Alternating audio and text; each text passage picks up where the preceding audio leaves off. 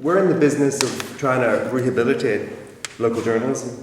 Local journalism is dying. Is there any way in which these techniques can be used to locally? Any kind of local techniques for using archives of data or stuff which is at home to sort of reinvent the work of local journalism?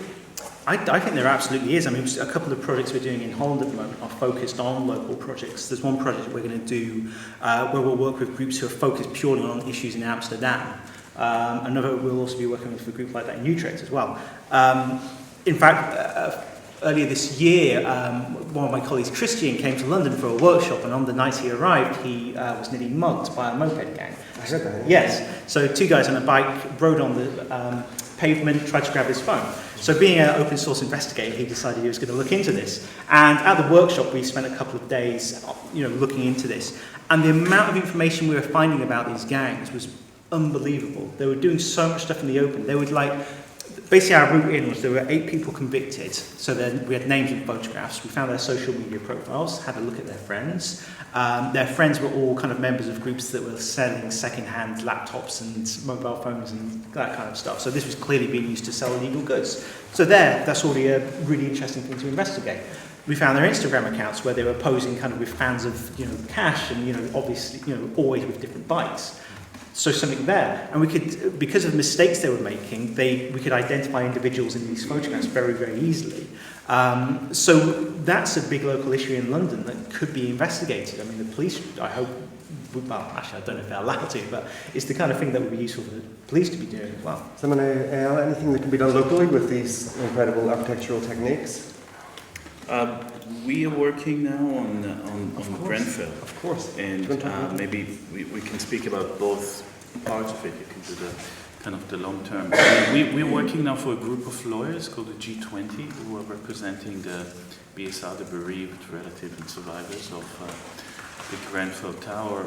And understand, I mean, the problem that they have as representing the clients is twofold. One, the amount of data that exists is within the hundreds of thousands of data points, not only, so imagine there are 500 buildings, 500 people in the building interacting, some moving flats, 5 people coming up and down, so together with first responders and residents.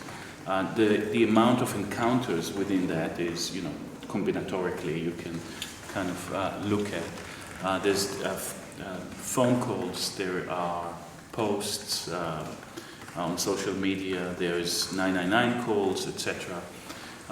The way in which to investigate a kind of a condensed event packed together with 500 participants, each one of which needs to have their own account, is incredibly, it's basically impossible by traditional police investigating techniques, because if the inquiry is going to release a 2,000-page document, an encounter on the 4th floor of a firefighter and a resident coming up could be 700 pages apart. I mean, there's no way you can, either you follow on time or you follow a person, but then the kind of all the lateral connections that exist are disappearing. So we're working to develop effectively a kind of a spatial database system in which a model that can navigate in space and time and look at the relation between people and all, so for example, it contains all the fire, video mapped of the fire on the building that people have used their smartphone to record. There's thousands of several seconds long bits of fire from different facades. We made a public call, we've received hours of video, and now we're in the process of stabilizing and mapping them on a building so that you have a continuous 3-dimensional model of the fire, almost as the timeline, inside of which the movement, the phone calls and everything, so that you can kind of cross-refer it and be able to create a kind of a historical, if not, people ask, what is it for? Well, it's for everything that has happened there. It is an account as precise as possible and as accessible as possible, particularly for the survivors who just cannot navigate the amount of information and density of information that is otherwise perceived. And every case that would be done from insurance case to the criminal cases, if somebody wants to use it, and definitely at the inquiry, can use moments of that archive. So I think that it's the simultaneity required a web-based system, and it has another dimension.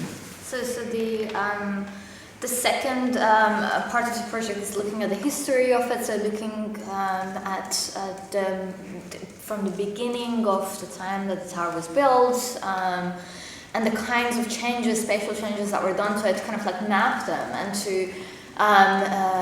see if the fire was really an exceptional moment, or was it actually something that was part of a larger process that had happened long ago.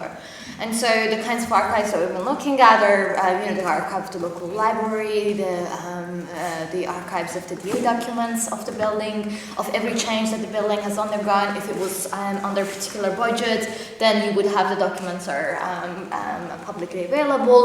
Or, with the recent changes, many of the specifics are not publicly available. But then there are these pamphlets that the Almo published on a monthly basis when they were doing the development, and in those pamphlets there are small images, and looking at these images you can then find how the facade was exactly installed, because those documents are not publicly available. So there's a lot of kind of like things that we're trying to look at using the local. Maybe